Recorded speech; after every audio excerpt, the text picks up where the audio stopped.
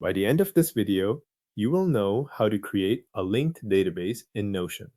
Start by opening the Notion page where you want the linked database to appear. This can be any page in your workspace where you want to display information from an existing database. The linked database does not create a separate copy, so you are placing another view of the same source data on this page. Once you are on that page, click into an empty area and type /linked. From the menu that appears, select Linked View of Data Source. This tells Notion that you want to pull in an existing database rather than create a new one. If you do not see the option right away, keep an eye on the wording and choose the one that refers to a linked view of a data source. After that, Notion will prompt you to choose the database you want to connect. Use the search field if needed, then select the existing database from the results. Make sure you choose the correct database before continuing, especially if you have several with similar names. The linked view will use that database as its source. Click the database to insert it into the page. Notion will place the linked database directly where your cursor was.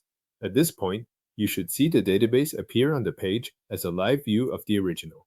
Any records and properties that already exist in the source database will be available here as well. If you want a different layout, use the plus sign next to the current view name, select New Table View, or choose another view type depending on how you want the information displayed. This step is optional, but it is useful if the default view is not the format you want on this page. You are still working with the same source database, just through another view. Next, customize the view so it shows the information you need. You can apply filters to narrow down which entries appear, add sorting to control their order, use grouping to organize them by a property, or hide properties that you do not want visible in this view. These adjustments affect the linked view you are creating on this page, which helps keep the display focused without changing the structure of the original database itself. Take a moment to verify the linked database.